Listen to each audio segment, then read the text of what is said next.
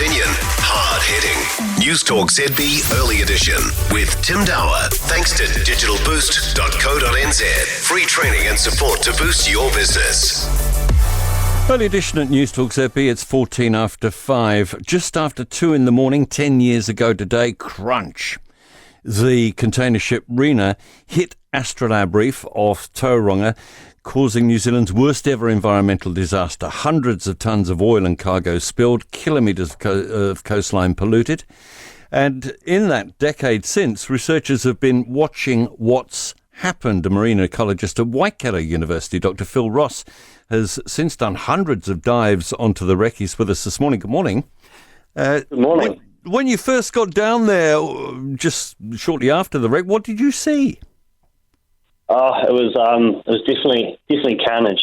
So it was a huge physical disturbance. It was kind of like, imagine taking a cargo ship and turning it upside down and giving it a good shake and having everything fall out, and then jumping up and down on top of everything. And that's kind of what we saw. It was piles of metal meters high, smashed containers, all sorts of bits of recycled metal, people's household goods, just almost everything you could imagine, just smothering the reef. And there was no chance of anything living or growing under that. I think you called it a scrapyard, one of your first impressions. The reef was off limits, wasn't it, for quite a long time? What happened then? So it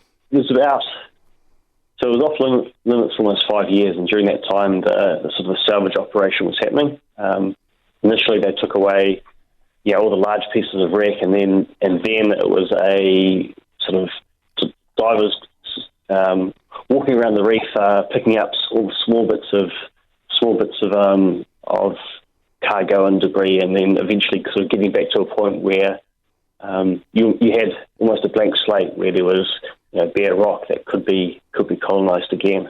And at that same time, we're doing monitoring and research to understand those impacts, and that research was sort of helping to inform kind of the salvage decisions that were made. And then at that sort of 5-year mark, when the salvage finished, that was kind of the point where the recovery could really start happening. And the reef itself, the natural world did recover. It recovered very well. Oh, certainly. There was, I guess one of the things we know is that disturbance is an important part of the dynamics of reef ecology. But what we had here was this really, really huge disturbance.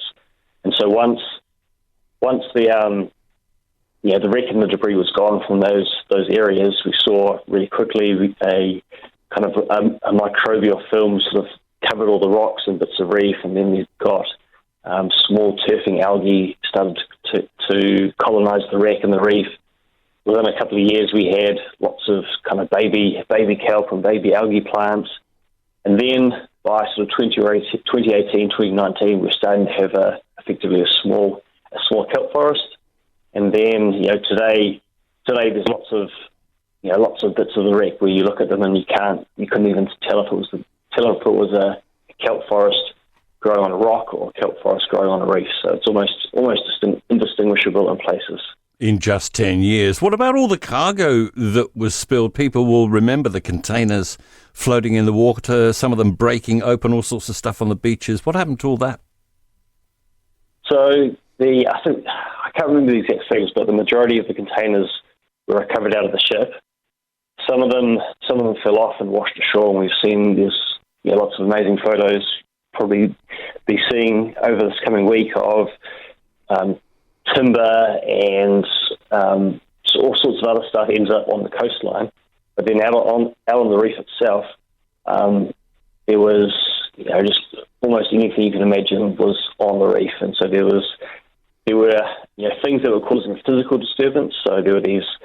I think there was something like 90 tonnes of these steel grinding balls, which were designed for an industrial tumbler. And so these grinding balls were actually doing their job when every time there was a storm, they would just roll around the reef, grinding it to dust. So that was so dealing with them was a big part of the recovery. There was also, I guess, chemical elements of the cargo, which were kind of a chemical issue. And so there was one particular container contained 20 tonnes of very fine pieces of copper wire that were destined for recycling. So those were from the buildings that were demolished during the Christchurch earthquake, and so the wiring had been taken out, the insulation stripped off, chopped into tiny pieces, and being sent to China to be recycled. Wow. So copper is not a great thing in the marine environment. There's 20 tonnes of this fine copper in this container, which unfortunately didn't get recovered before the ship sank, and it sort of ended up down on the deeper parts of the reef, sort of down at sort of 30 to sort of 45 metres with the stern of the ship on top of it. And so, fascinating. Yeah. So that's been an ongoing issue. The salvors were able to recover about half of that, and then the other half is sort of sitting under the stern section. And there was a lot of discussion during that court case, which determined what happened to the remainder of the wreckage. And the fear was that if trying to access and remove that copper would potentially just spread it further around the reef. And so we did a lot of work to try and figure out effectively the halo of that copper contamination as that copper dissolves into the water. And we know that there's probably about 10 or 20 metres around the area which is impacted. But once we get all right. 10, 20 metres away, it's all good.